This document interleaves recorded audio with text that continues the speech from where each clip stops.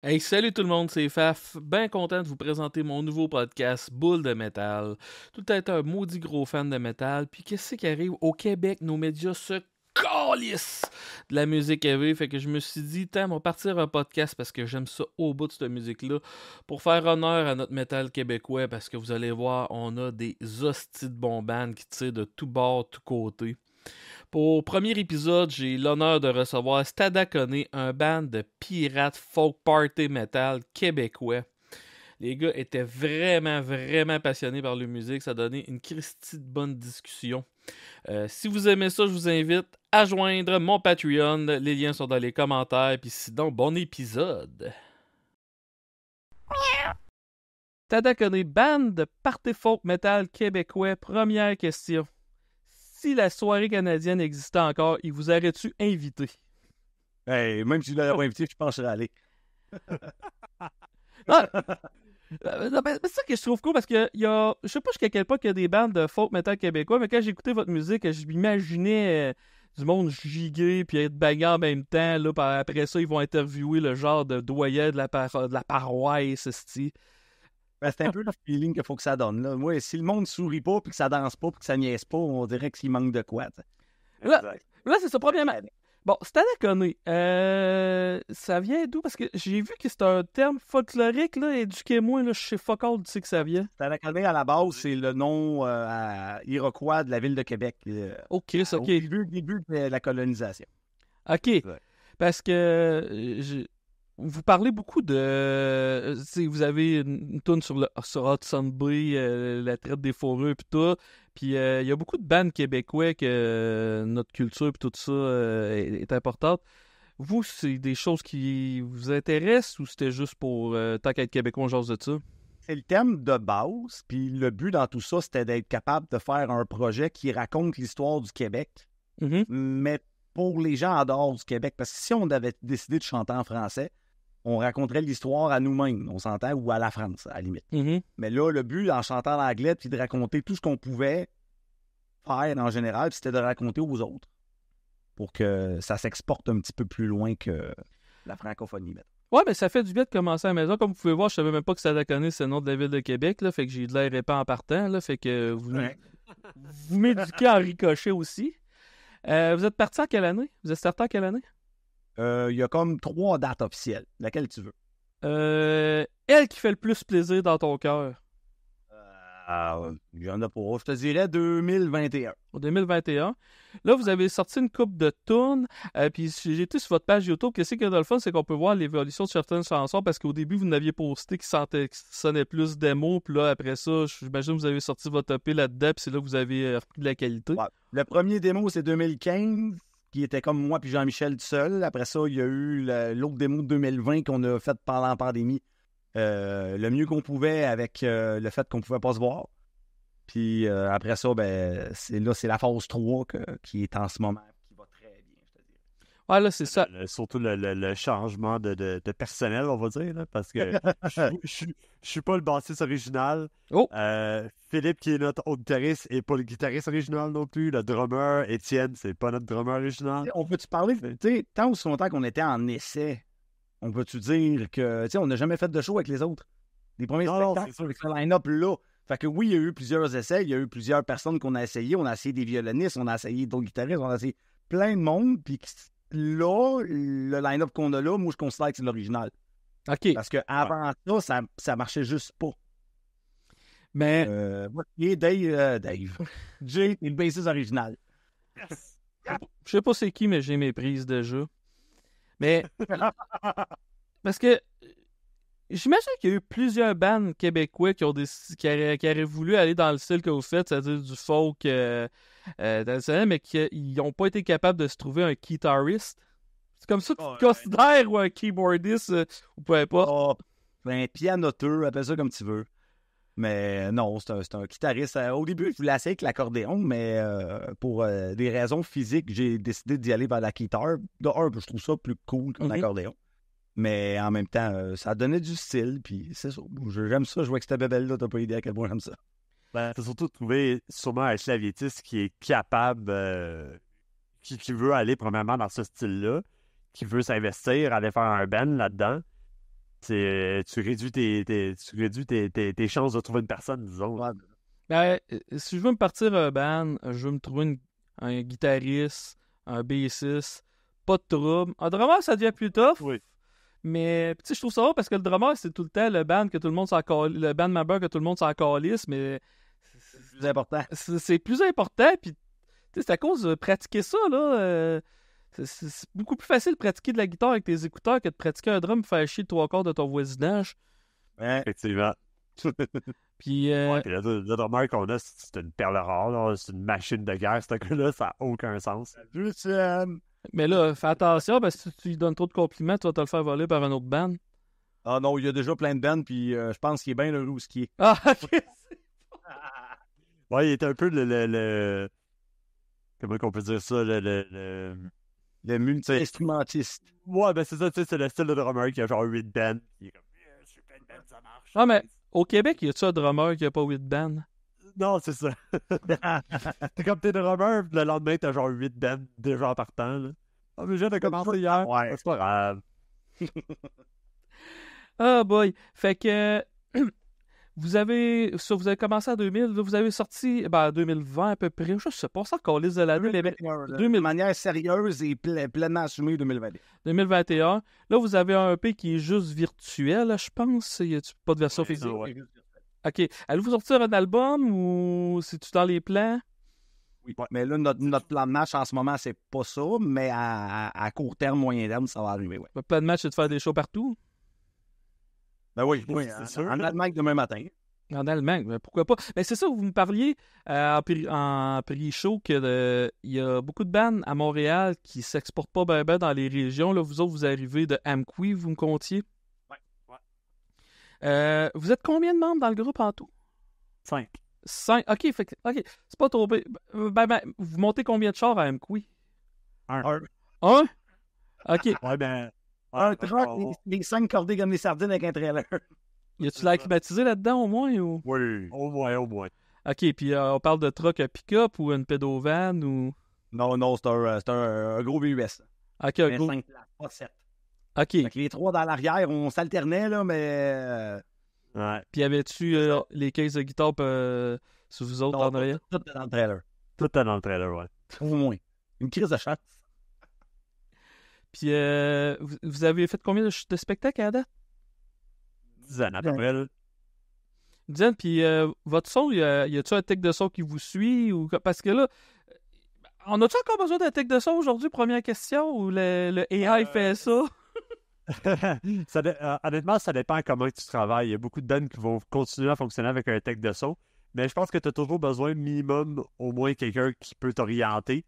Parce que souvent, comment les bands vont travailler, ceux qui sont un peu plus professionnels, on va dire ça comme ça, vont utiliser une table de son sur le stage directement, un peu comme nous autres. Mm-hmm. Souvent, ils vont utiliser une X32 ou une XR ou peu importe. Tout est envoyé là-dedans. La plupart du monde vont envoyer leur mix complet, comme nous autres on fait présentement. On envoie notre mix complet au Soundman dans son Snake à lui. Lui, il fait ses sons, finalement. Mais il y a une autre manière de travailler aussi que tu peux juste envoyer du left-right. Le gars, il lève ses deux faders. That's all. Fait que t'as les deux manières de travailler. Puis les deux fonctionnent super bien. On est comme un mix des deux. On a quand même un contrôle sur nos retours, on a un contrôle sur la scène, mais Ouais. on laisse le soundman s'arranger avec la magie qui est habituée au public. Avez-vous bien des sound samples? Je pense entre autres à Dokkan qu'on va parler plus tard. Là. Ouais, mais en général, on a des backtracks, c'est surtout pour être capable de remplir certains petites twists, petites magies qu'on met en studio et qu'on veut quand même faire suivre en live. Non, je sais, je n'étais pas en train de vous accuser d'être Motley Crue et que toutes les tracks... Ouais. Surtout dans le power, dans le funk, là, ils ont quasiment tout ça. Puis on est dans l'air du temps, on n'est pas outsiders. Mais c'est-tu vous autres sur le stage qui émettez ou c'est votre tech en arrière? C'est le drummer. Ah, c'est le drummer. Tabarnak, débarrassez-vous pas de votre drummer, esti. non, c'est... Puis est-ce que ça... Parce que, tu sais, vous dites party folk, metal et tout, est-ce que ça boit-tu beaucoup dans vos shows? Pas nous autres. Ah, non, je parle pas vous autres, mais votre public. Bon, je te dirais que je pense que ça vient avec, puis on se met tout de suite dans la scène ceux qui ont bu pas mal et ceux qui ont pas bu. Moi, je trouve Mais je pense qu'à Amqui, justement, en fait, l'année passée, il y en avait une coupe que. Ah, il a collé la bière moitié pris juste avant notre set. Là. Il a tout fait. Ils ont tout fait pour que ça lève. Puis, est-ce que je dis, parce que moi, dans le temps, je faisais le son un peu dans les bars, mais Chris, je connaissais rien là-dedans. Je trouvais ça drôle parce que tu faisais venir un hommage à Metallica à East Broughton. Le bar était plein comme ça se pouvait pas. La semaine d'après, tu avais un groupe country. Il y avait 15 personnes, puis le bar se faisait plus d'argent avec la bière, les 15 personnes que l'hommage à Metallica. Fait que c'est pour ça que j'étais intéressé de savoir jusqu'à quel point que ça boit dans un show folk. C'est sûr qu'il faudrait que j'en parle aux organisateurs puis aux places, mais je serais curieux d'avoir cette information-là. Ouais, ben, c'est sûr que la musique apporte à ça. C'est sûr qu'on a eu une couple de petits cas ici et là, de monde trop chaud qui avait de trop de merch, là, mais. Ou du monde chaud qui a acheté des castors. Des castors? Ouais, parce qu'on a des toutous castors, dans le fond, c'est comme des marionnettes. On fait ça en show pour faire lever la scène, puis. À un moment donné, dans un des shows, bon, il y a un gars qui est arrivé, puis je veux te l'acheter, combien? Puis le gars, il nous a donné genre 120$, c'est dans 2 castors. T'es comme, yes! Ah ouais, on était comme, ok, c'est correct, on va s'en commander d'autres. Les avez-vous signés avant ou? Non, même pas. Le gars, il voulait juste pas nous leur donner, puis il les a gardés, puis il me dit combien tu veux? Il dit, ben, au coûtant, il coûte 60$. Il me garoche 120, puis il s'en va. C'est comme, ok, bon, qu'est-ce que tu veux? C'est bien tough à trouver une marionnette de castor. On les a jamais revus. Ben, c'est comme à Amqui, on a vendu des canards en toutou. On vend plus de peluches puis de niaiseries. C'est sûr. Ben, c'est ça, vous avez quoi comme merch à la date, là? On a 5 modèles de t-shirts. Il y en a d'autres qui s'en viennent entre-temps. On vend des niaiseries, des porte-clés en forme de castor, des patchs. On a des toutous, on a des castors, on a des canards qu'on va se racheter. T'sais, on a tout ce qui englobe chaque sujet des niaiseries qu'on fait. Ben, on a tout le temps de quoi qui est relatif à ça. Puis c'est con, mais le monde aime vraiment ça parce qu'on finit tôt par les passer, pareil. Ah non. Parce que... Puis... Y a-t-il quelqu'un qui vous suit, qui s'occupe de votre table à merch ou vous le faites après votre show? En général, c'est ma copine. OK. Comme là, à Amqui, elle pouvait pas venir. C'était quand même loin de Montréal. Il aurait fallu qu'elle se couche chez les... On s'est débrouillé, mais en général, ma copine, c'est la préposée à la table de fourrure. On va dire ça. mais c'est pas parce que... Juste avoir des toutous, ça fait différent. Fait que je suis pas surpris que vous en vendez parce que les tables de merch, souvent, c'est les versions physiques des albums, cassettes, CD, vinyle, puis des t-shirts. Là. Vos t-shirts, vous les vendez combien? 30. Avez-vous cherché pour trouver quelqu'un qui vous fait des bons t-shirts de qualité à bas prix ou vous avez pris le premier du bord? On a eu 3 fournisseurs jusqu'à date. Puis là, celui qu'on a là en ce moment, ça va bien. C'est un peu plus cher, mais beaucoup plus versatile. Parce qu'il n'y a rien de plus sacré. Je sais pas si ça vous est déjà arrivé. Là, vous avez été voir un spectacle, vous achetez un t-shirt, vous le lavez une fois, puis la moitié du logo a disparu. Hein. Ah ouais. Non, honnêtement, les chandails qu'on fait, je veux pas me vanter, mais elles sont quand même assez de bonne qualité pour vrai. J'en ai que ça fait comme un an que j'ai, puis ils t'offrent encore super bien les logos, pis tout ça. Et je veux pas offrir à nos fans de la scrap. Tu sais, souvent, il y a des bands qui vont offrir des chandails, puis c'est comme un collant. Un collant, genre, qu'ils mettent dessus, c'est imprimé avec une presse ou je sais pas trop quoi. Ça, justement, c'est quelque chose que tu peux gratter, puis il va s'enlever. C'est pas intéressant, là. Le gars, il veut le garder longtemps, son chandail. La qualité des collants est quand même assez bonne aujourd'hui. Là, je pense à un site internet qui fait des chandails genre Denis Lévesque, mais version métal. Là, le chandail, c'est carrément un collant, mais ça look pas. Genre, je l'ai passé une trentaine de fois au lavage. C'est encore beau, il a pas craqué rien, mais ça look pas. Il n'y a rien qui bat de quoi que les couleurs sont directes sur le t-shirt. Ouais, exact. Je sais pas s'ils appellent ça de la sérigraphie, là, mais je sais pas le terme exact de cette impression-là. T'as pas doctorat en chandail? Non. Pas encore, ça s'en vient. C'est pas mon métier, maintenant. Puis parlant de ça, vous avez... Parce que j'imagine que c'est à Daconner, c'est pas votre job temps plein, parce que vivre de la musique au Québec, c'est pratiquement impossible. Surtout la musique heavy. Vous faites quoi comme job? Bon, on va commencer par moi. Ah oui. Je suis... comment dire? Plus souvent à genoux qu'un curé. Souvent à genoux qu'un curé. Je suis entrepreneur spécialisé en couvre-plancher. OK. Ça veut dire que je suis tout le temps à genoux. Fait que ça aide-tu dans tes styles de headbang ou ça a fuck all le rapport? Ah, pas encore le rapport. Puis toi, tu travailles chez Long and McQuaid, c'est ça? Exactement. Moi, j'ai essayé de vivre de la musique quand même sans vivre de jouer en tant que tel. Mais oui, je suis spécialisé lors de mes coins là. Je fais. OK. Première question. Jusqu'à quel point t'es tanné d'entendre le riff de Smoke on the Water? T'as même pas idée à quel point que ce riff-là, Sweet Child of Mine, puis Stairway to Heaven, je les entends 60 fois par jour. C'est l'enfer. OK. Ben, OK, fait que t'as le style solo de Sweet Child of Mine puis Stairway to Heaven. Ah ouais, ça, là. Ah, puis Enter Sandman. Enter Sandman, je l'entends tous les jours. Quand il joue, Écoute, Sweet Child of Mine, il circule-tu d'un demi-ton au moins pour être dans le bon ton ou même pas? non, c'est ça, c'est que la plupart qui viennent, surtout au magasin, ça va être des enfants qui vont commencer à jouer de la guitare. Fait que eux autres, le tuning, eux autres, c'est standard, puis ils connaissent pas le reste. C'est normal. Là. Au début, quand tu commences, t'es pas au courant de ça.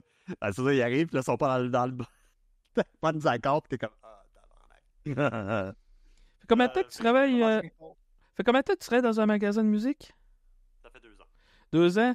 T'as-tu des surprises, genre, mettons, un petit vieux qui rentre puis qui a de la misère à mâcher, qui se ramasse à la guitare puis qui commence à te torcher ça, ou... Oui, ça m'arrive souvent quand même. Souvent. Ça m'arrive occasionnellement. J'ai souvent, surtout, des gars qui arrivent qui sont comme Hey, c'est moi qui ai écrit la toune de whatever, Salut bonjour dans les années 80. Ça m'arrive souvent. Puis ils m'emmènent des photos. Puis ils sont comme regarde, ça c'était moi, j'étais en train d'écrire. Puis ils me montrent des vieux claviers des années 80. C'est vraiment très très cool pour ça. Là. Je pense à un de mes clients dans le que je suis allé porter un reissue du Moog. En tout cas, c'était un gros synthétiseur à 7000$. J'étais allé porter chez eux, puis ils me montraient des vieilles photos, puis ça, j'étais comme fuck. Puis ils étaient comme, ah ouais, on jouait du Pink Floyd dans ces années-là, puis j'ai des bons clients comme j'ai des clients plus spéciaux. Moi, je travaillais dans... Ben, je travaillais, mais j'avais aidé un de mes chummies qui travaillait dans un magasin... À Star Long et McQuaid, mais dans le temps, ça s'appelait un autre nom. Puis... exactement. Ouais. Puis t'avais un représentant, tu sais, genre monsieur veston cravate qui rentre, le gars. Puis j'avais pas allumé que c'était un représentant de guitare. Puis il voulait tester. Je peux-tu le tester cet ampli-là? Oh, ouais, là, une garage Far Beyond de Sun Legume Armstead. Ah, ok.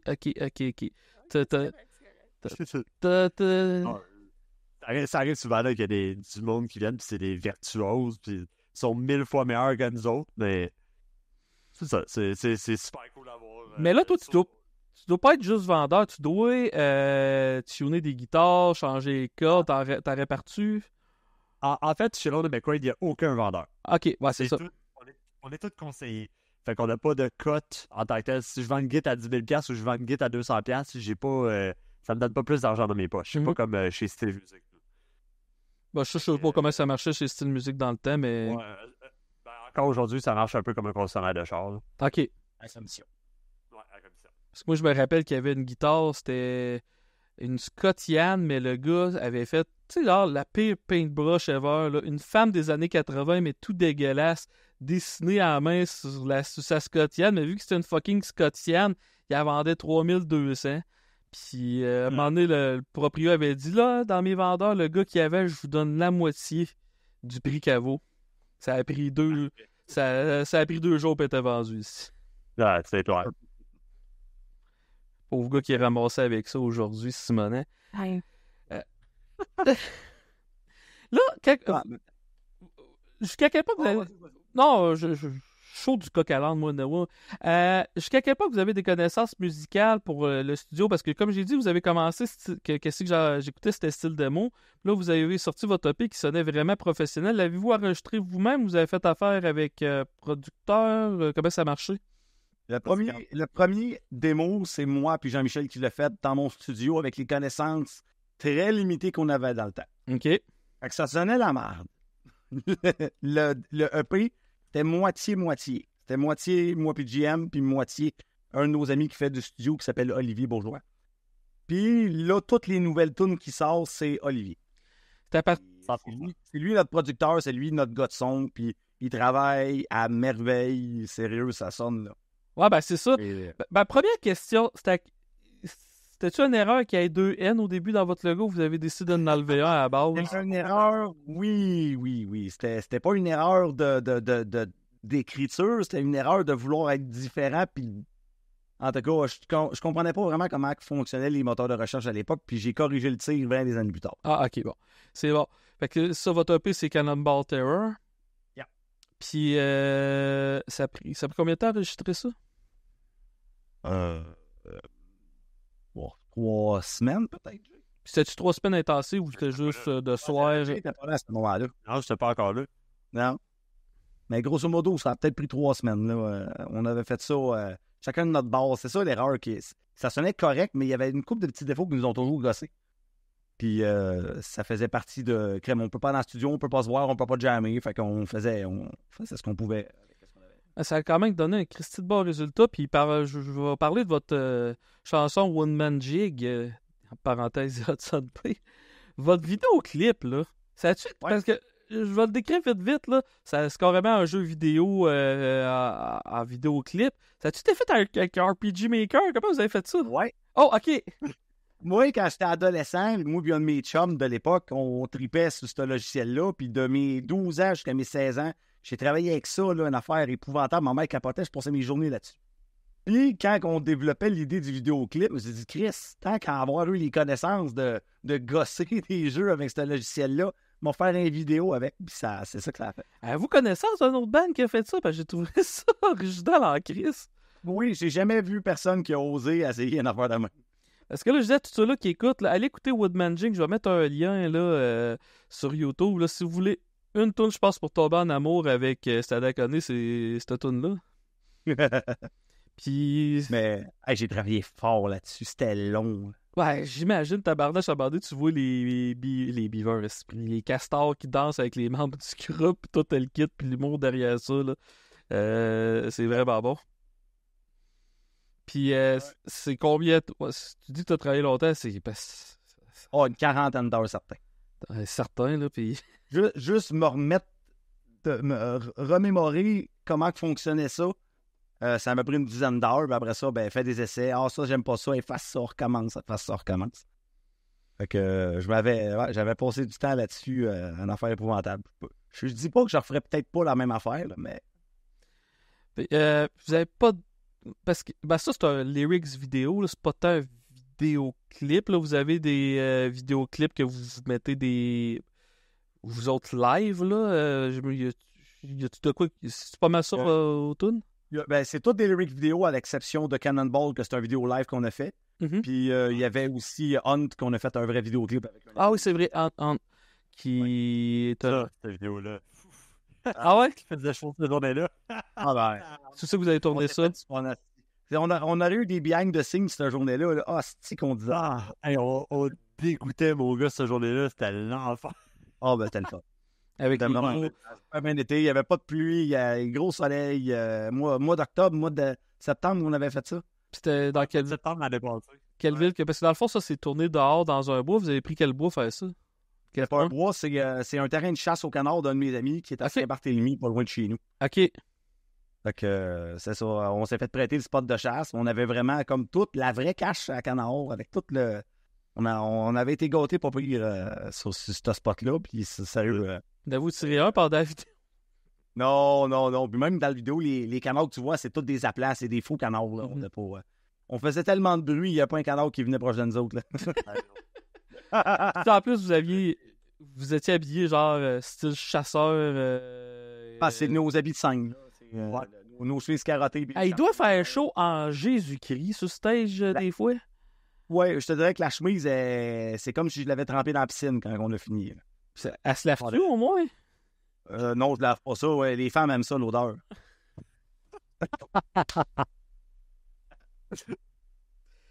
Ben oui, Chris, on a essayé de trouver justement une nouvelle formule pour justement quand on fait des shows qui fait beaucoup plus chaud finalement. Là. Ouais, je suis content de tout en faire la même parce que ça n'a pas de chance en ce moment. Là, on se fait éclater bien raide de sa chaleur. Là. Ouais. Je sais pas si avez-vous écouté le reportage sur Netflix qui parle de Woodstock 99? Ouais, oui, je l'ai vu. Ça a été tourné dans une base militaire, puis c'était tout de l'asphalte partout. Puis il devait faire 42 degrés Celsius. Là, ça devait être l'enfer jouer là. Ce documentaire-là, il est assez extraordinaire pour vrai voir le monde capoter autant que ça, faire des feux pendant le show, puis là, Red Hot Chili Peppers qui en met plus, qui font un cover de Fire, t'es comme fuck man. tout était là pour foutre la merde, puis Fred Durst qui en rajoute par-dessus, c'est incroyable. Fred Durst, un chanteur de Limp Bizkit, il se faisait dire entre les tunes là, qu'il essaie de calmer la foule, essaie de calmer la foule, puis il voulait déjà savoir. Puis là, il voyait que la foule, il avait commencé à avoir des planches de plywood, puis bon, on faisait du body surfing sur les planches de plywood debout. Puis lui, il n'avait pas allumé que les planches de plywood venaient de la colonne de son. Ouais, c'est ça. Et aussi que les techs de son étaient. Puis les techs de son, il a fallu qu'ils évacuent à cause de ça. Puis Fred Durst, lui, gros Chris d'épée, il commence à chialer. Donc, c'est lui qui a encouragé le monde à arracher ça. Puis après ça, il chante comment ça que mon son marche plus. Épée, t'as demandé au monde de faire ta tour de son. Tu t'attendais à quoi? Il pensait-tu que le monde, ils sont allés à Kincaid chercher des plywood? Ouais, les images, là, puis après ça, ils descendent en poule, ils montent sur la planche de plywood, puis ils chantent, puis man, c'est légendaire comme show, là, c'est vraiment incroyable, là. Vous autres, c'est quoi vos bandes fétiches? Chacun votre tour. Oui. Ouais, c'est quoi vos bandes fétiches? Commençons par Monsieur Carl, le chanteur et guitariste. Je mentirais si je te dirais pas que Rhapsody fait partie de... Rhapsody ou Rhapsody of Fire?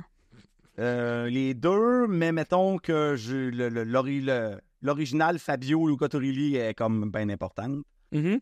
Mais même j'en écoute pareil aujourd'hui, même si c'est différent. Là, ils n'ont pas eu le choix de changer, puis ainsi de suite, mais en tout cas. Sinon, il y a eu Sonata Arctica que j'ai énormément écouté, puis beaucoup plus tard, il y a Hailstorm qui a ramassé mon cerveau bien comme faux. Ça vous dérange-tu l'étiquette du Hailstorm québécois ou... Non, ça me dérange pas. On a fait pleinement. Non, parce que au contraire, moi je trouve ça flatteur parce que c'est la première affaire qu'il nous fait quand on vous écoute, puis un peu de Corpicliani aussi, là, je sais pas comment prononcer ça. Ça sonne Hailstorm, mais pas en même temps. Là, on joue pas dans le même genre de... On n'est pas Hailstorm. Moi, comment je le décrirais? Parce que je vous ai écouté, puis j'ai fait l'exercice d'écouter un album d'Hailstorm tout de suite après vous autres. Fait que si ça fait 3-4 mois que t'as pas écouté du Hailstorm, puis t'écoutes, tu t'as d'accordé, tu vas dire, Chris, ça sonne Hailstorm, mais si t'es écoutes back-à-back, non, c'est distinct, c'est... Ben, on voit l'influence, c'est sûr et certain. Puis, les deux, vous avez une thématique alcoolique, là, je dirais, là, party. Mais, puis pour revenir à Rhapsody un peu, je veux te jaser de ça un peu. Moi, mon premier album que je me suis acheté d'eux autres, c'était Dawn of Victory, puis c'était uniquement à cause de la pochette. Je sais pas, je suis arrivé dans un Musigo dans le temps. Faut que je m'achète ça. C'est quoi le premier que t'as acheté, toi? Power of the Dragon Flame. C'est le deuxième, ça, hein? Non, le cinquième. Le cinquième. Ah non, c'est le deuxième, celui qui a Emerald Sword, je pense que c'est. C'est Symphony of Enchanted Land. Symphony of Enchanted Land, ok. Puis ils ont... Parce que autres, il y avait un band qui s'appelait Rhapsody, puis il a fallu qu'ils me rajoutent le Off Fire. Oui, parce qu'il se faisait poursuivre par un band qui s'appelait Rhapsody aussi, mais qui était pas dans le même genre dans le métal. Puis après 2 ans, ils ont fini par acheter la paix, puis ils ont rajouté Off Fire. Je sais pas si vous connaissez le band Nanowar. Pas Manowar, Nanowar. Nanowar and Steel, ben oui. Les autres, ils ont rajouté. Qui est un band, si vous connaissez pas ça, écoutez ça, là, ceux qui écoutent, là, Nanowar, puis ils ont rajouté Off Steel pour supporter Rhapsody dans le. C'est comme Ben. Au début, c'était. Il faisait des covers. Genre, au lieu de Master of Puppets, c'est Master of Pizza, mais quand il a commencé à aller plus dans des tunes originales, c'est devenu hallucinant comme groupe. Oui, ben, vas-y. Nanowars, je connaissais ça faisait vraiment longtemps, genre début 2000. Là. Je downloadais des tunes d'eux autres sur genre LimeWire. C'était vraiment mal enregistré. Puis ils ont fait un cover d'Emerald Sword. Là, vraiment longtemps. Ça sonne la merde. Tu irais voir, ça s'appelle Emerald Fork, la fourchette d'Emerald. Est-ce que tu avais le chanteur de Rhapsody? Ah, non, c'est pas le chanteur de Rhapsody, c'est Nanowar qui ont fait un cover Rhapsody. Ouais. Oui, mais ils n'ont pas fait Fabio Leon, il est venu faire Barbie. Barbie. Ah, c'est ça. Barbie, Princess of Twilight. Ouais. With part made in Japan by Mattel. Fait que c'est ça. Oui, c'est con, mais j'ai des influences de Rhapsody pareil, parce que dans Stada, en background, il y a beaucoup, beaucoup d'orchestral. Surtout dans, mettons, Elizabeth and Mary, aussi, je l'avais travaillé beaucoup. Mais c'est quelque chose que t'auras pas dans Hailstorm, genre vraiment un background d'orchestre avec violoncelle, violon puis des chœurs, là, t'auras pas ça dans Hailstorm. Ouais, puis vous avez fait affaire avec... je sais que dans certaines vidéos, il y avait une chanteuse d'opéra carrément avec vous autres. La chanteuse de Vrinia. Devrinia. Vrinia. OK. Ariane Martel. OK, il va falloir que je rentre en contact avec elle parce qu'elle avait une tabarnak de voix. Ça, c'était plus un guest ou c'est dans le but de peut-être faire de quoi de studio avec? Ben, Ariane, c'est une bonne amie à moi. Moi, j'ai remplacé dans son band pour certains shows. Puis quand on est arrivé on a écrit Elizabeth and Mary, moi, je voyais une voix féminine. Il me fallait une voix féminine à quelque part. Puis, je me suis même pas posé la question. C'était direct, c'était Ariane qu'il me fallait. Sa voix opéra est incroyable. C'est une chanteuse professionnelle. Elle a étudié là-dedans, on s'entend. Là. Elle a vraiment comme un bac en chant. Je sais pas comment on appelle ça, là, mais whatever. Puis non, elle a fait un job incroyable. Puis c'est magnifique. Oh, ouais, c'est à peu près le meilleur ajout qu'on peut avoir fait à cette composition-là. Ça a tout changé. Moi, je trouve que ça c'est personnel à moi, mais moi, je trouve que c'est notre tune la plus complète qu'on a faite. Je trouve que l'orchestration est débile, les voix sont débiles, les harmonies, tout est là.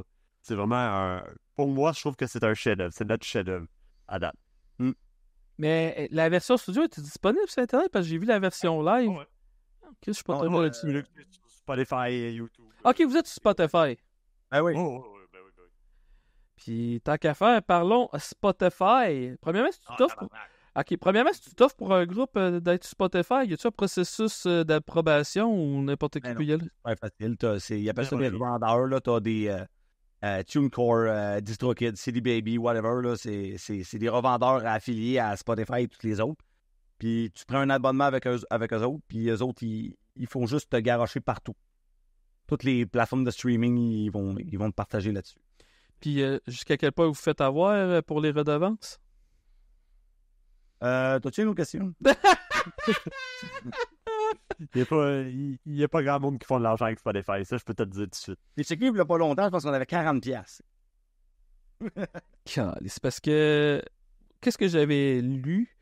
Puis pour avoir parlé à certains bands internationaux, c'est tu sais, quand tu t'auto-produis toi-même, tu fais tous tes shit toi-même, puis tu es capable d'avoir, mettons, c'est beaucoup là, mais mettons 100 000 écoutes par mois et plus, ça peut commencer à devenir pas si tapé, mais rajoute une étiquette derrière ça. Mettons, tu as une étiquette de 10. Mais là, l'étiquette de 10 va manger 95% de tes profits Spotify, fait que tu te fais gangbanger. Ouais. Puis, on est loin encore de ce décompte-là. Ça va vraiment bien parce que, tu sais, au fin de checker l'avancement dans la dernière année, puis je m'attendais jamais à avoir autant de feedback positif dans ce qu'on fait. Puis on continue de se lancer là parce que ça va vraiment bien, mais on est encore très loin du 100 000 vues par mois. Non, ça c'est sûr, mais vous allez sortir plus de musique aussi. Puis si vous êtes continué à être créatif de même, non seulement dans votre imagerie, dans vos vidéoclips, vos paroles puis tout, je peux pas croire que ça pourra pas lever plus. Là. Parce que moi, ça a été un coup de cœur. Attends de voir ce qui sort dans 20 jours. Oh, c'est quoi qui sort dans 20 jours? Ah, une nouvelle. On sort une tourne aux 2 mois. OK. C'est prévu là, quasiment fin 2025. Là, on a déjà tout préparé. On a plein de tournes en réserve, puis on les sort une tourne aux 2 mois cet été non-stop. Ah, Chris, nice. Avez-vous des tournes en banque ou faut vous bottiez le cul à, mettons, hey là, dans 2 mois et dans une semaine, il faut vraiment faire de quoi? Ouais, ben, on les pas les tournes, il faut juste retourner voir Olivier, puis pour finir ça. Mais, tu sais, ils sont composés, ils sont prêts. OK. Je te dirais là, que présentement, on est quasiment, mettons, au niveau de chanson, on est quasiment jusqu'en 2026 de près. Là. Ouais. Tabarnak, OK. Ouais. Je suis curieux, quand vous écrivez une tourne, ça commence par quoi? Des paroles, un riff de quelque chose? C'est jamais pareil. Ça a toujours été sur le fly. Il y en a que ça a commencé par une guitare, il y en a que ça a commencé par moi, il y en a que ça a commencé par un air que je chantais en niaisant. C'est bien... Des fois, c'est juste au studio de jam. On se paye un petit clavier. On a du clavier au studio de jam qu'on branche dans un ordi. Clac, clac, clac. Oh, ça sonne bien. On travaille là-dessus. On travaille là-dessus des heures de travail sur une tune. Puis finalement, ça donne qu'est-ce que ça donne. des fois avoir des vidanges aussi, mais ça... Ah oui, ça arrive. C'est pas tout bon qu'est-ce qu'on écrit, là, c'est sûr. Non. Ouais, ça vous arrive-tu des fois, là? Vous pensez à tout, là, vous dites, parce que moi, quand j'écris des blagues, le nombre de fois que j'écris des blagues, je dis, Chris, c'est du génie, ça. Puis rendu en spectacle, finalement, c'était pas tant du génie que ça, c'était de la calice de dope, ça. Hey, c'est con, mais Elisabeth, on a eu ce feeling-là au début, dans le sens que crime, sans que ça bouge pas. Ben, quand on a la face dedans, on s'en aperçoit pas, mais pas une toune qui est faite pour brasser. Elle est bonne pareil, mais tu sais, quand on voyait le monde rester statique en avant, c'est comme, on fait-tu bien de la jouer, tu sais? Mais c'est normal que le monde, ils sont statiques, ils écoutent. C'est un... Ils chantent pas à écouter. niaiser là-dessus, tu sais, c'est contrairement à toutes les autres, elle est vouée à être plus sérieuse, plus travaillée, plus d'écoute que plus de brassage. Exact, ouais. Puis, Et on a eu ce feeling-là au début, dans le sens qu'on n'était pas sûr du crime. On la garde-tu en live? Il me semble que ça pète l'énergie, mais avec le recul, non. Non. Elle a sa place, elle reste là, puis on ne l'enlèvera pas demain matin. mais vous autres, quand vous allez voir un spectacle de d'autres groupes, êtes-vous plus de même ou vous embarquez dans la foule ou ça dépend? Ça dépend à quel âge. Oh! Non, moi, je suis rendu à une étape de ma vie que je suis plus comme... Je vais m'asseoir au balcon, si c'est disponible, bien sûr. Puis je vais regarder... Tu sais, je travaille dans le magasin de musique, fait que je suis comme... OK, ben lui, il utilise sa camper, lui, il utilise ça, il utilise ça. Moi, je suis rendu un gros geek de gear. Fait que là, je suis comme, ah oui, il utilise ça, mais il devrait utiliser ça à la place. Puis je suis rendu à une étape de même. Aller dans le trash, je suis plus rendu là dans ma vie. Moi, tu vois encore, mais mettons, comme Hailstorm sont venus, il y a pas long, là. Mhm. Puis je me suis assis au balcon, parce que ça brasse en sacrament, eux autres. Calisse, oui. Ouais, fait que j'ai bien fait. J'ai vu un Storm 2 fois, ça passerait pas tant que ça, mais je sais pas. Ouais, ben, Dépendant de choix à t'as Montréal. l'impression d'en haut que ça brasse pas tant que ça, mais quand tu te fais feurrer à sandwich pendant 50 minutes entre 3 personnes qui puent, là, Ouais, j'avoue que le ratio de personnes qui ont oublié de se mettre de l'aftershave à Hailstorm doit être assez élevé. Doit être plus élevé qu'à d'autres parce qu'il y a des geeks qui sortent une fois par année puis c'est pour un show d'Hailstorm, je suis convaincu, là. Hey, Ben, c'est ça. Tu sais, il y a d'autres shows qu'on est allé voir, là. Dernièrement, je suis allé voir Twilight Force, Dragon Force ou comment ça s'appelait? Powerwolf. Mais tu sais, tous eux autres, en bas, je ne m'aurais pas dérangé. Ça brasse, mais de manière raisonnable. Hailstorm, je sais pas pourquoi le monde vire fou. Là. Ça s'écrase, ça se garoche. Mais c'est pareil. je pose la question 2. Quand on est des musiciens, on analyse les musiciens comment? Tu sais, c'est comme je pense à un Dragon Force, que c'est des shredders vraiment fou-braque. Jusqu'à quel point, ma question c'est plus, jusqu'à quel point la technicalité est importante pour vous dans la musique? Pour moi, c'est... Bon, vas-y. Non, vas-y. C'est sûr que moi, quand je vais voir un show, je m'attends que si tu es capable de me donner ça en studio, faut que tu me le donnes en live. Mm-hmm. Ça, c'est sûr et certain. Et si je suis chanteur ou le drummer et en arrache en live, ça devrait peut-être faire des chansons un peu plus simples pour que tu sois capable de le faire. Tu comprends? Fait que, puis oui, c'est sûr que j'aime toujours entendre le bon son, entendre les bonnes passes de drum à la bonne place, puis avoir un bon rendu. Là, je pense au show de Powerwolf qu'on est allé voir. J'avais l'impression d'écouter l'album là, de A à Z. De A à Z, c'était vraiment incroyable comme show. Là. Moi, c'est ça que... Non, j'ai rarement vu un show aussi solide que Powerwolf. Faudrait que j'aille les voir. Parce que moi, c'est ça que j'aime d'un show, aller voir un show puis que ça sonne comme l'album. Tu sais, la vague prog où c'est que... je veux pas bâcher sur tous les groupes prog, mais des fois, il y a des bands prog qui ont tendance à pas jouer pantoute comme le studio puis ils refont pas... Tu sais, un solo de guitare, là, si cette passe-là, elle me fait triper puis le guitariste l'improvise en spectacle t'es tout... Je sais que tu sais tes calices de gamme, je suis venu ici pour cette passe-là. Tu vois, comme l'année passée, moi, je suis allé voir Tool au Centre Bell. Puis, tu vois, on dirait que moi, j'étais dans un autre minding à ce moment-là. Je me dis, c'est tellement des musiciens parfaits, je veux entendre une erreur. Je veux que tu te lances, que tu prouves que t'es pas parfait. Puis comme de fait, il y a 2-3 pages, j'étais comme, Oh, OK. C'est ça qui prouve que vous êtes humains, les boys. Fait que toi, voir un show de Motley Crue, tu banderais, là. Je n'irais pas voir un show de Motley Crue juste à cause de Vince Neil. Oublie ça. Il n'y a pas juste Vince Neil, je te dirais. Il y a pas mal juste John Five dans le groupe qui est... Effectivement. Ben, tu sais, qui est même pas le membre original en plus, là, fait que... Qui est un musicien incroyable. Moi, c'est un de mes guitaristes préférés, John Five, et je trouve qu'il a tellement pas sa place. C'est tellement de talent, ce gars-là. Je comprends pas qu'est-ce qu'il fait dans Motley Crue. Ouais, mais lui, Je sais que c'est ça, là, mais... mais pas juste ça, si tu suis ses débuts, là, il a commencé à. Je pense qu'il a commencé comme guitariste de David Lee Roth. Lui, il a tout le temps. Il a eu un esti de bon début live, glam avant de virer vers l'industriel ou je sais pas trop, là. Ouais, parce qu'après, il est allé... Il s'est fait appeler John Five parce que c'était le cinquième guitariste à Marilyn Manson. Mhm. Après ça, ben, il s'est pogné avec Manson, comme de fait. Puis il est allé avec Rob Zombie pendant au moins 15 ans. Puis là, c'est ça. Vraiment, il avait arrêté, il a fait un peu de sa carrière solo, puis là, il est monté avec Motley Crue. Il avait pas arrêté. Rob Zombie est en tabarnak quand John Five est parti pour Motley J'ai pas entendu son tour, j'ai fait capable. Je give up de Rob Zombie juste à cause de ça. Mais toi, c'est quoi tes groupes fétiches? Écoute, moi, en tout cas, mon band préféré ever, c'est Rush. Ok, je pensais que t'allais dire Ensiferum. Même pas. Ensiferum fait partie de ma vie énormément. Grâce à Ensiferum, je suis rentré vraiment dans le folk metal. Mais Rush fait partie de ma vie depuis que j'ai 7-8 ans. Mais mon père, mon oncle me montraient ça quand j'étais jeune. Puis ça a toujours fait partie de ma vie. Hey, on peut-tu lever notre chapeau un peu à Rush, qui t'ont tout à fait des shows ultra longs? Les gars ont été hyper tight. Hey, ils ont... C'est quoi les nombres de groupes qui tu vas avoir un entraque pendant le crise de prestation tellement qu'ils jouent longtemps, là? Ouais, c'est ça. Ah ouais. Capable de couper un break à un moment donné.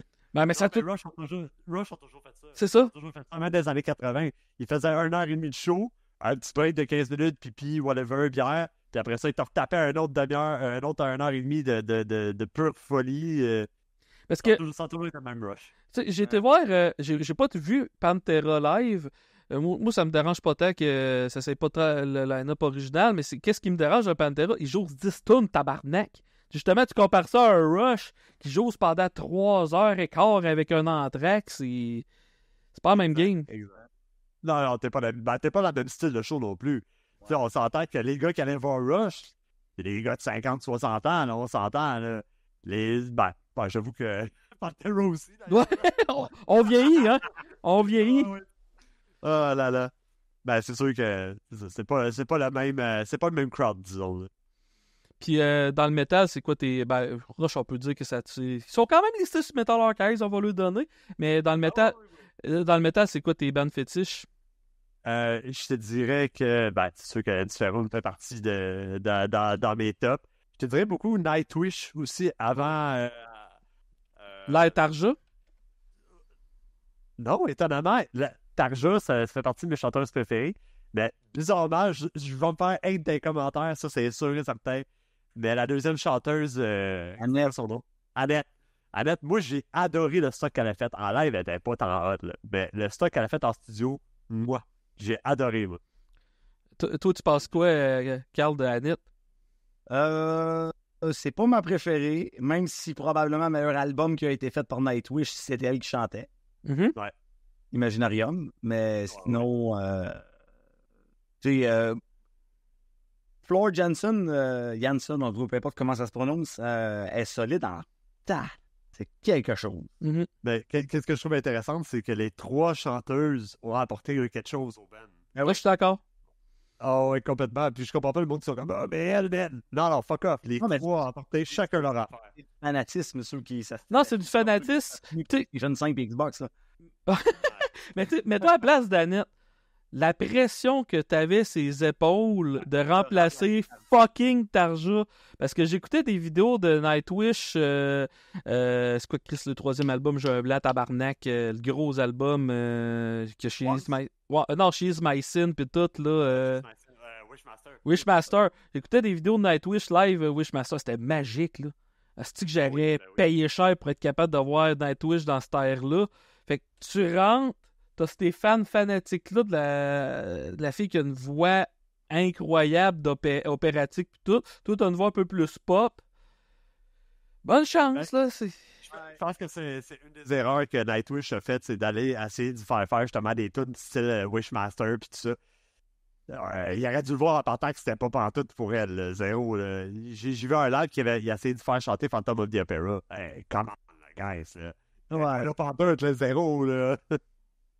Ben, elle devait le faire, c'était sa job à ce moment. Ah ouais, c'est sûr.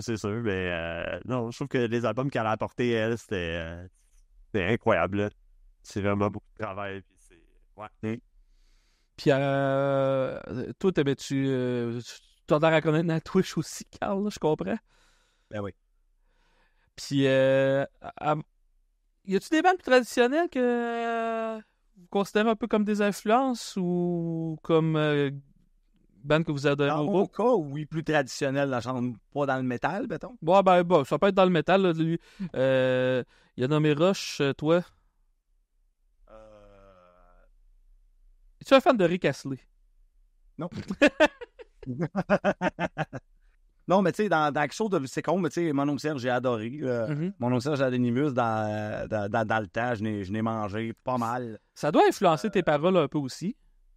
Mon style de chant, je me rends compte que de la manière que... Pas le style de chant, mais de la manière que je m'amuse à faire mes twists un peu comme dans certaines pauses. J'ai eu une petite pause de mon oncle Serge, je ne pas longtemps, puis c'est comme... Ouais, je pense que j'étais un peu cave au même niveau que lui, à cette place-là. Puis, j'ai plein d'influences diverses. J'écoute de plein d'affaires. Vous rappelez-vous la première fois que vous avez entendu que mon oncle Serge faisait une collaboration avec Anonymous? Moi, quand je l'ai entendu parler, c'était déjà fait. OK. Ouais, moi aussi. Ben, je sais pas, là. Ouais. J'ai commencé à l'écouter plus tard, moi. OK.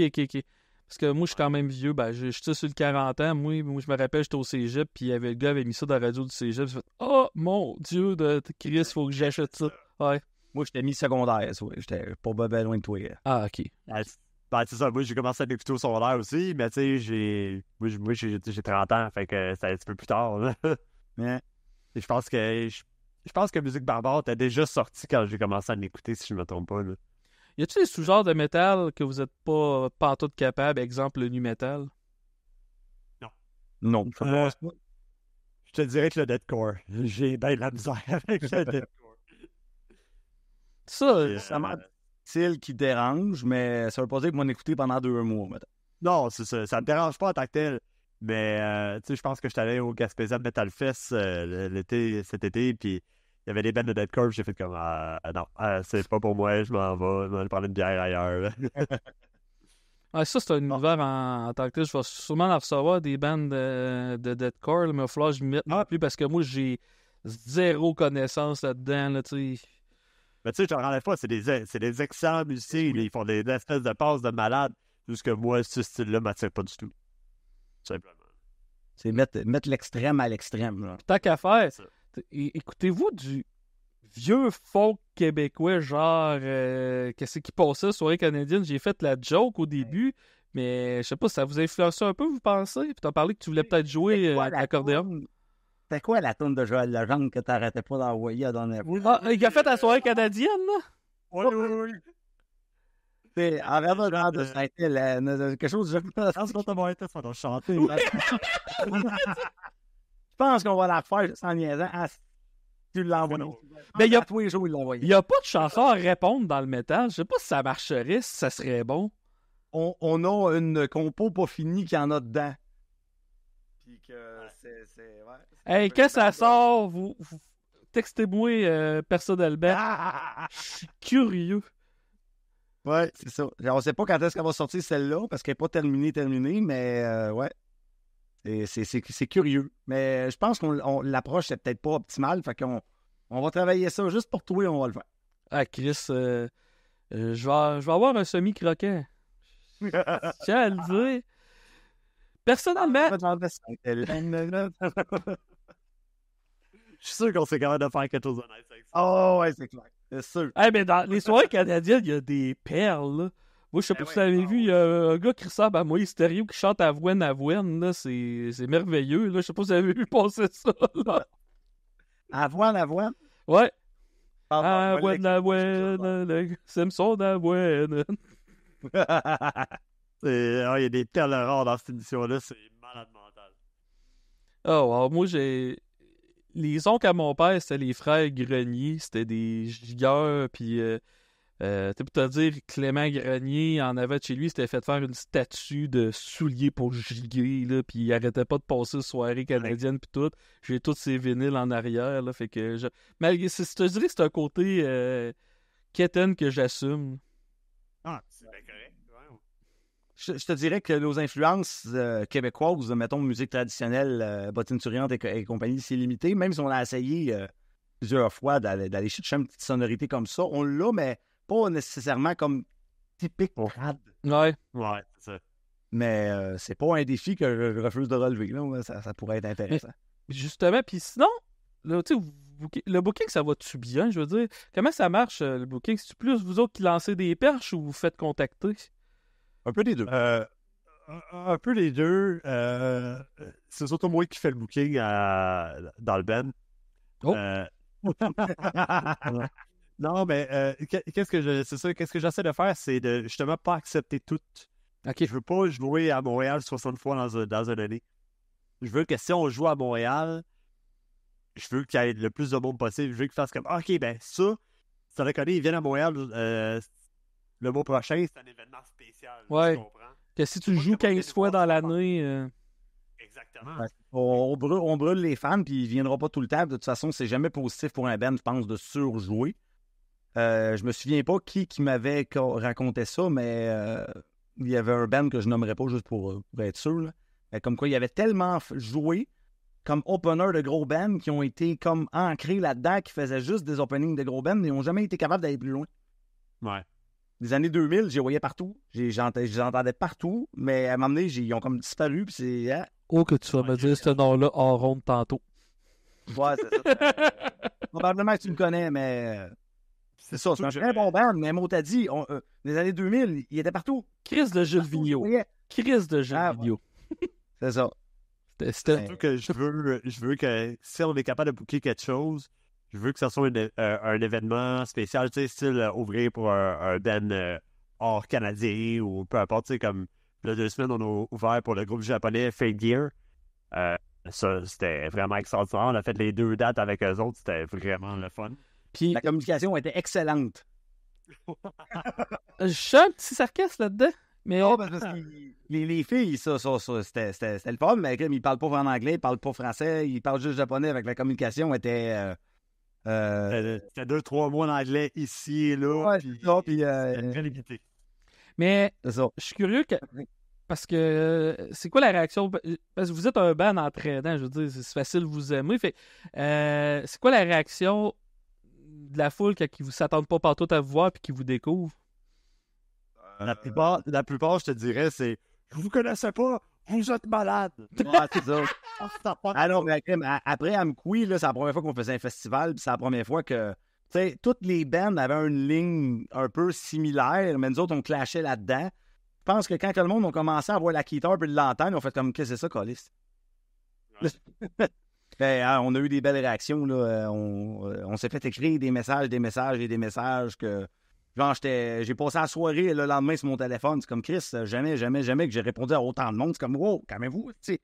Mais la table de merch toute la journée, le monde sont venus nous voir. On a pris des photos, on a tissé des chandails, on était comme, Chris, on n'est pas des rockstars, calmez-vous, là. Hey, on avait quand même beaucoup de t-shirts, puis à la fin de la journée, il restait que du 2XL.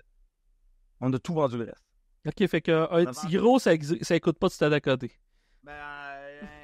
Mon prends-tes-moi un petit gros, ça a l'air que ça vit pas à me couper. Ou ça prend un certain cardio, vous écoutez live, fait que... Mais c'est ça, grosso modo, il restait rien du 2XL. On a vendu tous les designs de tous les autres grandeurs, puis c'est ça. Fait qu'on a recommandé bien des t-shirts. Puis... Là, pas juste petit gros en moi, faut qu'il pose la question, avez-vous du 3XL? Oui, sur Internet, par contre. Ah, OK. Puis, je sais pas si vous êtes capable de répondre à la question, mais vous comptiez du monde qui venait vous voir à votre table de merch. C'était quoi le ratio gars-filles? 50-50, je te dirais. Ça m'a étonné. Ça m'a vraiment étonné. Même, je pense qu'il y a eu plus de filles qui sont venues nous voir que de gars. Il y a eu c'est con, mais j'ai vraiment apprécié. Il y a eu 2-3 enfants qui sont venus, puis genre, ils tripaient. Ils m'ont acheté des t-shirts, le plus jeune de la gang, il est venu m'emprunter mon chapeau là, que je mets sur le stage, puis mon castor à Oh, wow. il est parti avec, puis il a passé la soirée à niaiser avec ça, puis il est revenu les rapporter à la fin avant qu'on parte. Hey, ça, c'est un fan pour la vie, là.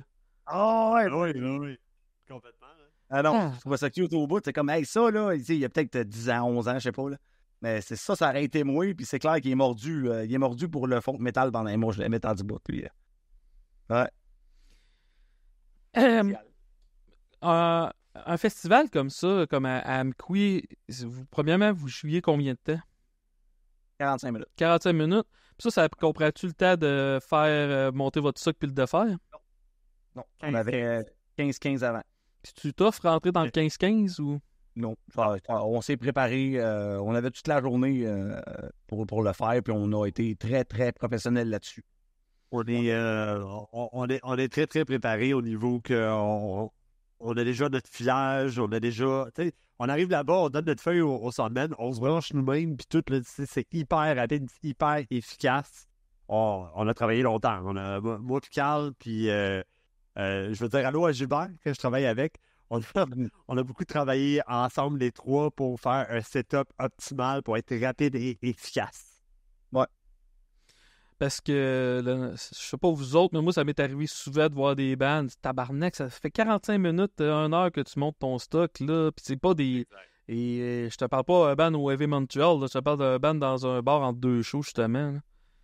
Non, c'est ça. On veut pas être dans cette catégorie-là. Ah ben, c'est très louable. Puis jusqu'à quel point qu'on est équitable dans le groupe pour forcer après l'équipement? Non, il y a de l'équitabilité je pense qu'on est correct. C'est-tu le drummer qui sac le plus ou... Hein? C'est-tu le drummer qui sac le plus? Non. Non, je te dirais qu'on travaille tous très bien en équipe. On a chacun nos tâches. On sait tous vraiment où est-ce qu'on s'en va. Quand on arrive sur un stage, justement, pour pas qu'on fasse comme « Oh, ben, qu'est-ce que je fais? » Non, c'est ça. Tout le monde sait qui fait quoi, puis ça s'enchaîne assez vite. Si, mettons, j'ai terminé, puis qu'il me reste du temps, m'aller aider à mettre des cymbales ou m'aller aider Phil à se brancher ou whatever. Fait que... c'est ça. Parle-moi de la tune Sorry for My Bad English. Oh là là. Ouais. je trouve ça cool.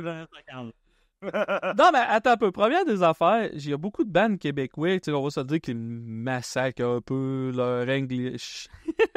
Genre, juste en préambule, donner l'exemple, je sais pas si vous connaissez le band Sword. Non. Le band de Oui. Rick Hughes, en tout cas, que c'est un band... Ils ont parti en tournée avec les grands, là, Metallica, puis après ça, lui, il était dans Sid & Sinner, qui a fait des premières parties de Bon Jovi. Là. Puis Rick Hughes, le premier album, ça les suit tout le temps. Toutes les fois que tu entends un journaliste anglophone parler de Rick Hughes, il parle de le gros tune Follow the Wheels of Fire. Il rit d'eux autres parce que le premier wheel est singulier, puis le deuxième wheel, il est au pluriel. Là, il tout le temps. Fait que Sorry for my bad English. Parle-moi de ça, un Québécois qui chante en anglais. Ben, tu sais, pendant longtemps, c'est comme même le band riait de moi carré. OK. Parce que je suis un gars de région, j'ai un accent assez prononcé. Quelle région, by the way? Anglais. Hein? Quelle région, by the way? Moi, je reste à Berthierville. OK. Puis dans le bout de Joliette, Sorel-Tracy, grosso modo. Puis, ben, ça passait son temps à rire de moi, puis avec raison. Mais avec le recul, je me suis dit, crime, c'est pas nécessairement un défaut. Si on le souligne ben oui, faux, là, ça va mieux passer que si on faisait comme si de rien n'était. Fait que le texte, c'est rempli de double sens, puis ça fitait avec l'énergie, ça colle tellement bien avec le projet que je pouvais pas passer à côté de ça. Avez-vous des commentaires à l'international par rapport à cette tune-là? Ou... Pas encore directement. Hunt, oui.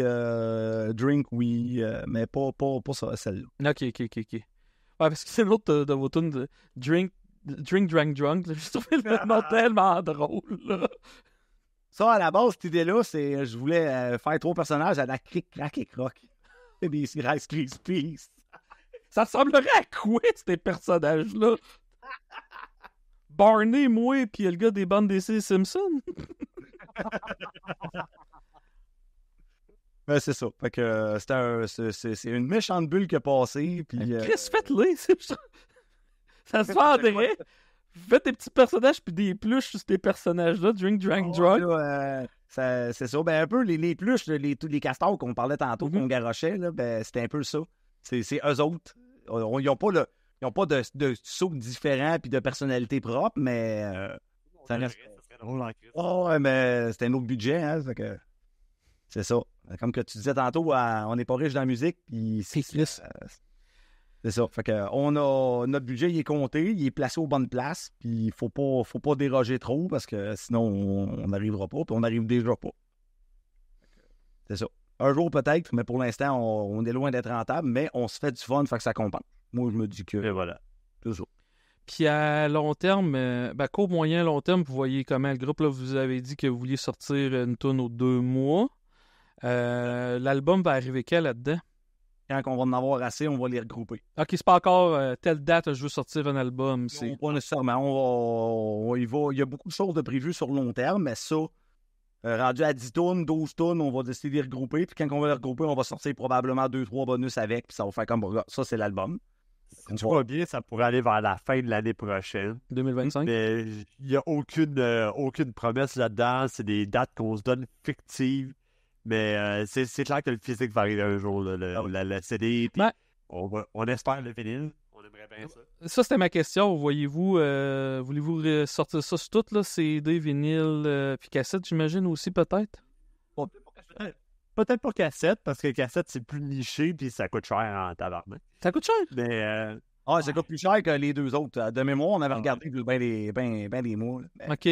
Parce que... Le vinyle, je tiendrais beaucoup. Là. Moi, je suis un gros fan de vinyle. J'ai une belle collection chez nous. Puis, j'aimerais beaucoup ça avoir ma face sur un vinyle. Parce que jusqu'à quel point... Il faut pas ça. On va mettre ta face littéralement sur le vinyle. Faites une édition Picture 10 avec sa face en gros zoom, là. À 5 exemplaires seulement. Parce que vous pensez quoi des groupes? Parce que, tu sais, l'avenir de la musique, on se le cachera pas, on dirait que c'est de moins en moins va sortir un album complet. Là. Vous en pensez quoi? Exact. On s'est rendu à l'évidence qu'on n'aurait probablement pas le choix de faire ça différemment. Parce que l'album, ça, ce que je crois, c'est beaucoup attaché à notre adolescence. Mm-hmm. Exact. C'est la nostalgie qui nous pousserait à faire un album. Mais le problème, c'est que... C'est pas l'argent, là. Non, c'est... L'affaire, l'affaire que le monde qu'est-ce que le monde ne comprenne pas qu'ils veulent sortir un album, justement, c'est que ça va marcher un peu le même principe qu'une tune. Tu vas sortir une tune, le monde va l'écouter un mois et demi, puis le monde va se détacher. C'est comme ça que ça marche. Tout le monde fonctionne comme ça. Fait que si tu sors un album de 12 de tunes, le monde va l'écouter un mois ou deux, puis ça va finir là après. Là. Ben, en sortant justement des tunes plus souvent, aux 2 mois, ben, la hype reste. Tu comprends? Fait que c'est pour ça que nous autres, on a décidé de fonctionner comme ça. On peut se le permettre, fait qu'on fonctionne comme ça. Puis à date, ça fonctionne super bien. Mais tu sais, après, mettons, vous faites ça, puis après 1 an ou 2 ans et demi, mettons, vous avez assez de tunes pour un album. J'imagine que ça vaut quand même la peine de rendre là. Bon, là, on a nos 10-12 tunes. On peut sortir notre album pour continuer le processus de tune aux 2 mois quand même. C'est exactement comme ça qu'on veut travailler. Le principe des 2 mois n'arrêtera jamais. Okay. À la limite, ça devient vraiment meilleur. Ça va être au mois et demi. Et on va raccourcir les sorties, mais dans le sens que ça va toujours... Si je me trompe pas, ça va toujours continuer comme ça. Aux 2 mois, au mois et demi. Mais je trouve ça vraiment intéressant parce que je suis convaincu qu'il va y avoir une couple de groupes émergents qui commencent, qui vont écouter ça. Puis c'est une bonne stratégie aujourd'hui parce que les médias sociaux puis toute l'époque laquelle qu'on vit, c'est exactement ça. Tu peux pas sortir quelque chose, être absent 3 ans pour sortir quelque chose. Il faut toujours sortir de quoi. Si tu es ponctuel le moindrement, tu as toujours de quoi parler, tu as toujours de quoi sortir, tu as toujours une hype, tu as toujours du monde qui vont te suivre, tu as toujours de quoi à dire, puis de quoi à parler, puis de quoi à sortir. Ouais, Quelque chose. régulier. Mais il faut que tu sois ponctuel longtemps, là, parce que si tu, dans ton agenda, tu te dis telle date, il faut que ça soit fini, passe pas direct en disant « Oh, ça me tente pas ». Non. Tape-toi le derrière, puis vas-y, parce que... Faut que tu gères ton band comme si c'était une compagnie. Ouais. C'est legit ça, là. Faut que tu fasses des recherches. Faut que tu vois comment que le monde réagit à tes affaires. Faut que tu vois laquelle manière. OK, est-ce que le monde sont plus portés à aller acheter sur Bandcamp ou sont plus portés à aller sur Spotify, à Apple Music? Faut que tu fasses des recherches. C'est legit comme une compagnie. Puis vous, c'est quoi les plateformes que vous avez marqué le plus gros trafic partout où c'est que vous êtes? Spotify. Spotify? YouTube. YouTube? YouTube. Les deux. Ouais. Puis, je suis curieux, là, c'est quoi les autres plateformes en musique audio? T'as Apple Music, je pense? Apple Music, t'as Deezer. Amazon? C'est quoi les... Amazon, c'est vrai, Amazon Music. Êtes-vous chez Amazon? Oui. Ouais. Moi, je suis weird. Hein? Moi, je veux rien savoir de Spotify, mais comme je suis Prime, j'ai Amazon Music. Fait que quand je suis bien mal pris, c'est ça que je me sers, moi. Est-ce qu'il n'y a rien là-dessus, mais ça, c'est une autre histoire, là. Mais on est dessus pareil. À peu près toutes les plateformes que tu vas trouver sur Internet, on est dessus. À peu près. On est même sur TikTok. pour te le dire, là. Moi, je verrais des trends avec des petites danses nos tunes. On pourrait le faire si on voudrait, là. Oui, complètement. Ok. complètement. Ah, ok. Si tu vas sur notre page TikTok, directement sur notre page TikTok, il y a un onglet de musique. Toutes nos tunes sont là, puis tu peux faire des danses, whatever, dessus. Là. Ah, nice. Ça prend du cardio faire que si tu me demandes, là. Mais. C'est la vidéo de toi qui bouge pas, puis... Ah, c'est ça. Ben, le pire, c'est que Essaye de regarder une poker face en écoutant une tune. le pire, c'est que je vais probablement faire un montage vidéo puis mettre votre tune. Tu sais, ça, c'est une affaire. J'ai déjà commencé. J'ai déjà été en communication avec plusieurs groupes pour faire ça. Puis certains groupes, ils étaient tous. Hey, tu mettras une de nos tunes dans ton podcast. Ouais, mais non, si tu signes dans 2 ans avec une étiquette, puis ton étiquette décide de barrer ça, mon épisode va faire retirer. Fait que. Ouais. Voilà. Je suis quand même un peu aware de ça. Puis je suis curieux. Mettons, je suis fan de Stadacone. À part de vous donner un 20$ directement, c'est quoi qui vous rapporte le plus d'argent directement? C'est-tu la merch? La merge. Ouais, la merch. C'est pour ça que les tables de merch, c'est aussi important parce que c'est là que les groupes se font leur argent souvent. Là. Exactement. Puis, écoute, c'est arrivé comme à Amqui. Il y a juste un gars qui est arrivé, puis il était comme, ben, je veux pas de chandail, mais ça, il veut un 5$. Cool. Tu sais, juste ça, là, genre, c'était comme fucking nice. Je pensais que t'allais dire, j'ai pas d'argent, mais voilà un peu de coke. Je t'aime, bye. Ça, c'est un autre contexte, mais... mais non, c'est déjà arrivé une couple de fois, puis c'est très, très nice. Merci à ceux qui l'ont fait. Oui, Ça nous aide beaucoup, là, même si c'est juste à 5$. Nous autres, ça nous aide beaucoup quand même. Là. ça s'en va dans la production des prochaines chansons, puis des prochaines vidéos, puis La prochaine merge. Juste partir, vous partez de Montréal, j'imagine, puis de descendre à Amqui, l'aller-retour, parce que vous avez un hôtel là-dedans, vous dormez dans votre truck. Non, l'hôtel était fourni pour... OK, l'hôtel était fourni, mais un trip de même aller-retour pour tout le groupe, on parle de combien en dépenses à peu près? Ça a coûté 325$ de gaz, plus la bouffe. Mais grosso modo, peut-être 500 avec des petites consommations ici et là à la gang. Là. Mais vous avez quand même fait attention à ce prix-là, là, je suis convaincu. Là. Oh oui, il n'y a pas eu d'essai. Il n'y a personne qui s'est ramassé forêt dans la terre à aller d'un bord après, puis tout. Là, on a resté quand même raisonnable. Ben, c'est ça que on n'est pas du genre à faire le gros party non plus. Là. Même si on donne le visuel de, oui. de gros... mais le party il est dans le pit, il est pas sur stage. Vous êtes le party. Il est en avant du stage. Mais faites-vous comme certains groupes, là, vous prenez une bouteille d'alcool, mais vous mettez de l'eau là-dedans. Non. Non, même pas.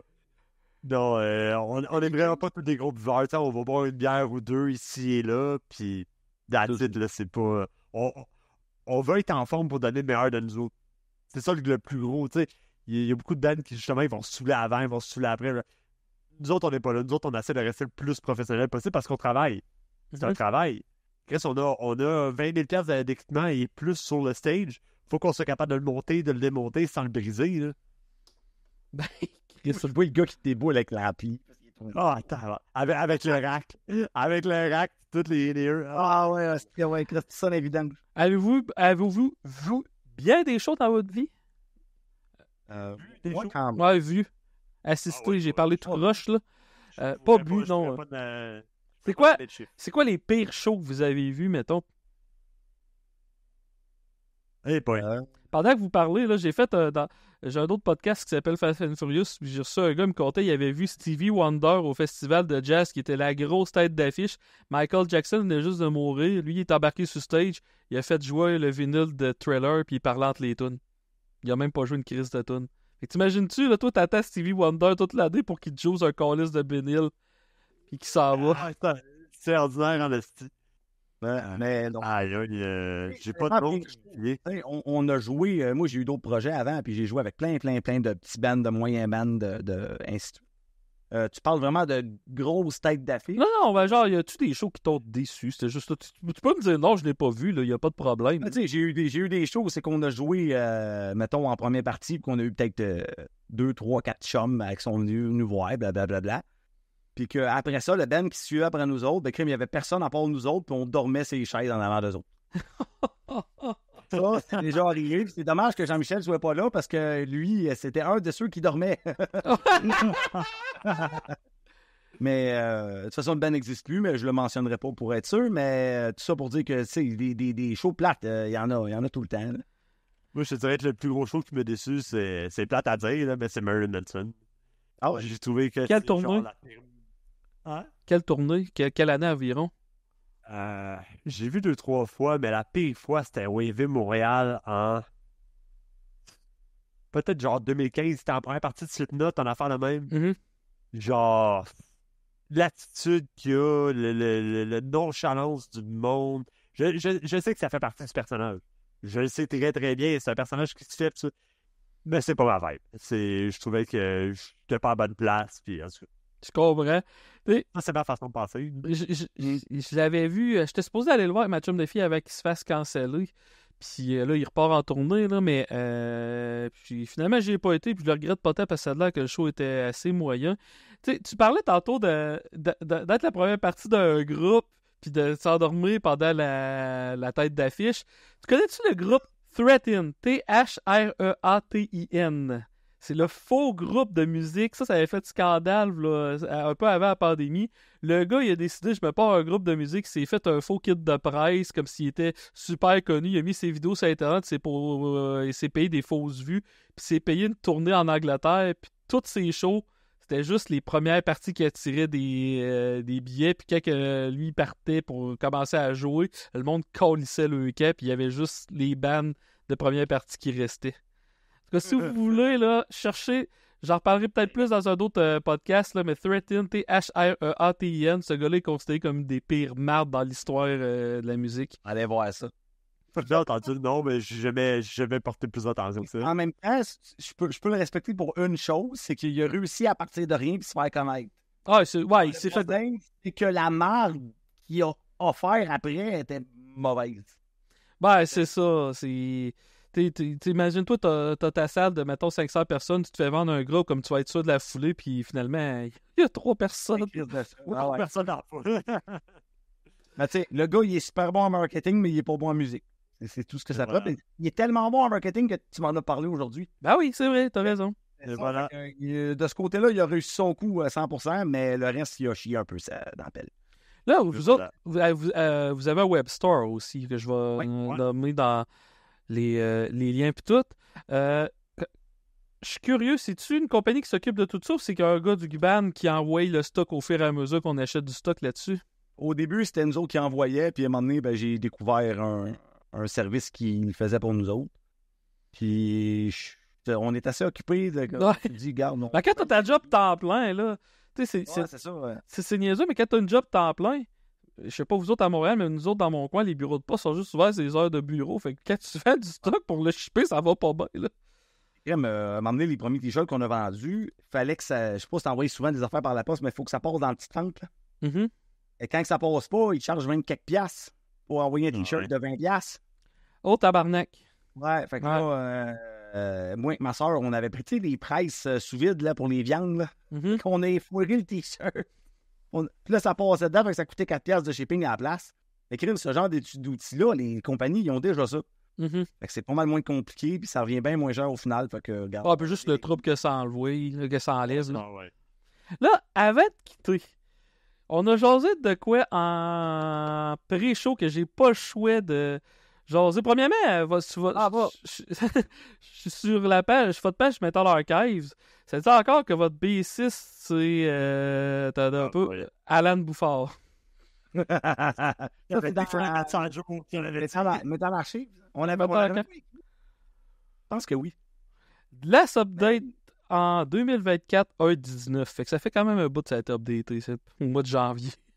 Ouais, c'est ça, c'était les premiers membres qui Ouais. sont là-dessus. Il reste GM puis Carl là-dedans, that's it, là. Ouais, c'est ça. Parce que moi, quand je vois un gars qui est fan d'Antiferum, faut que je parle de Winterson avec le Christie. Là, Parce que là, je vais expliquer ça en préambule. Les gars, il y a un problème de santé mentale avec la qualité de leur studio. Ils auraient pu sortir le trip d'album, j'imagine, mais ils vont, juste parce qu'ils trouvent qu'il y a un 0,5% de son qu'on pourrait améliorer, ils scrapent tout, ils recommencent, puis je sais pas si vous connaissez des musiciens mélodiques death, mais ils ont tout ce calice de problèmes-là. Ouais. Personnellement, je connais un gars qui a enregistré 5 fois son album, puis il l'a même pas encore sorti, puis la première fois qu'il l'a enregistré, c'est en 2002, là. Parce que, ben là, ça sonne plus actuel, là, regarde, ma guitare, là, faudrait... Hey, tabarnak, sors ta crise de... Ouais, Ça, c'est comme n'importe qui. Moi, je suis entrepreneur, puis je parle avec d'autres personnes qui parlent de projets d'entreprise. Puis c'est sûr qu'ils vont parler de leur projet 25 000 fois, mais que jamais qu'ils vont se lancer parce que là, c'est pas assez parfait. Ouais. Hey, le but, c'est pas que ça soit parfait. T'as une idée, fais-le. Essaye-les. Tu vas te planter dans le PDK. Mais si tu le fais pas, tu te plantes de manière automatique. Voilà. Effectivement. Mais c'est quoi le nom du gars qui fait tout dans Winterson? C'est-tu Yari? Yari, ok, Yari. C'est ça. Parce que là, lui, il a fait un GoFundMe à un moment donné pour s'acheter un hostie de studio de la mort que je pense qu'il a marché, ils l'ont eu. Oh ouais, ça a fonctionné. L'histoire là-dedans, c'est que lui, il a signé avec les Blast. Okay? Quand il a signé avec les Blast ils ont dit OK, pas trop tu signes les autres, mais tu vas utiliser notre studio. Fait que là, lui, non, je ne veux pas utiliser votre studio, c'est le mien que je veux. OK? Les Blast, ils ont fait pas de trouble. Tu t'arranges pour le financer. Nous autres, on te finance pas ça. C'est très normal. C'est très, très normal. Nous autres, on a l'équipement. Toi, tu l'as pas. En tout cas, whatever. Ouais, c'est ça. Fait que là, il a fait le GoFundMe pour s'acheter du stock ou whatever là-dedans. Puis, il a fini par l'envoyer. C'était, hey, faudrait que je retrouve le montage. Je pense que je vais faire une recherche puis je vais l'écrire, la vidéo, dans la vidéo, là, mais c'était quelque chose comme 450 000 $ que les fans leur ont donné. Oh oui, il y a eu pas mal de montant.